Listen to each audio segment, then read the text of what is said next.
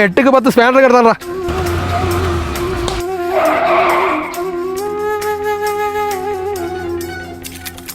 അജയ് ഘോഷ്, സുഹൈലെ, നീ എന്താടാ ഈ വേഷത്തില്? നീ എന്താടാ ടോണി ചാന്റെ വേഷത്തില്? എന്നാലും നീ എങ്ങനെയാടാ ഇങ്ങനൊരു സ്ഥലത്ത് വന്ന് പെട്ടെ? നമ്മൾ സ്കൂളിൽ പഠിക്കുമ്പോ ക്ലാസ് ടോപ്പർ. എന്റെ പപ്പാക്കും അമ്മയ്ക്കൊക്കെ എന്ത് കാര്യമായിരുന്നു അറിയോ? നിന്നെ നോക്കി പഠിക്കാൻ അവർ പറഞ്ഞോണ്ടിരുന്നേ. എടാ എനിക്ക് നിന്നൊന്ന് ഹഗ് ചെയ്യണം. വേണ്ട, അഴുക്ക് കൊള്ളു. അജയ് ഘോഷ്, ഞാൻ ഹഗ് ചെയ്യും. വേണ്ട ടോണിച്ചേ. സുഹൈൽ, ഇനി ഒരു നിമിഷം നീ ഇവിടെ നിൽക്കരുത്. നീ ഇങ്ങനെ ജീവിക്കേണ്ട ആളല്ല. നീ എന്റെ കൂടെ വരണം. മുതലാളി, മുതലാളിയൊക്കെ ഞാൻ ഡീൽ ചെയ്തോളാം. I will deal it. You get in the car. ഇവിടെ അല്ല, അവിടെ. ഓക്കെ. ഉടുപ്പിട്ടോണ്ട് കയറ്.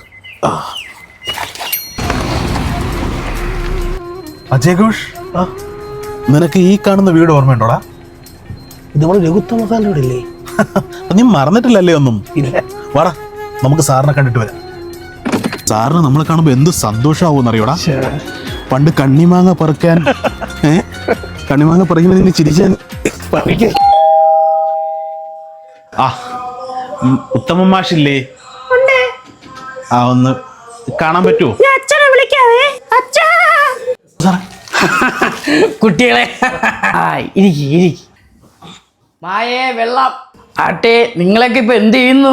ഞാൻ ഇപ്പോൾ 7ഓളം മൾട്ടിനാഷണൽ കമ്പനിയുടെ MD ആണ്. ചൈനയിൽ ഇമ്പോർട്ടിങ് എക്സ്പോർട്ടിങ് ഉണ്ട്. ഫിൻലാൻഡിൽ എനിക്ക് നെറ്റ്വർക്കിംഗ് ഉണ്ട്. എന്ത് ചെയ്യണേ? മൂഞ്ചിടക്കണേ ഒരു ചെരപ്പില്ലാതെ ഞാൻ റോഡിൽ നമ്മൾ വിളിച്ചോണ്ട് വന്നത്. ഇപ്പൊ എന്ത് ചെയ്യണ്ടാ? നിങ്ങളെല്ലാരും പണ്ട് മൂലം സോറി സാർ, അങ്ങനെ പറഞ്ഞില്ല.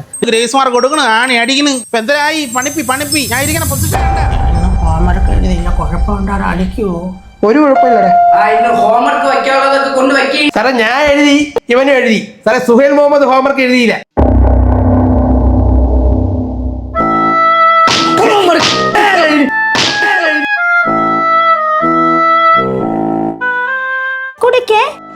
ഞാനിപ്പോ 7 days ആയോളൂ വന്നിട്ട്. നമ്മളങ്ങോട്ട് സാറിന്റെ അനുഗ്രഹം എപ്പോഴും ഉണ്ടാവും. മംഗളം ഭവിക്കട്ടെ. ഞാൻ അങ്ങോട്ടൊന്ന് പണിക്കും പോടാ. കണ്ട് പടിയാണ്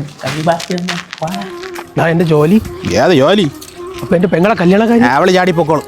എന്റെ വർഷാപ്പ് അവിടെ കാണാം. പണിക്കുവോ? എനിക്കൊരു പക ഉണ്ടായിരുന്നു, അതങ്ങ് തീർന്നു. പിന്നെ വർഷങ്ങളായിരുന്നു ചാടിക്കൊണ്ടിരുന്നില്ല നാടവനെ. ഞാൻ ഒറ്റയ്ക്ക് ഇരുന്ന് പൈസ കൊണ്ടുവരാന്ന് പറഞ്ഞു.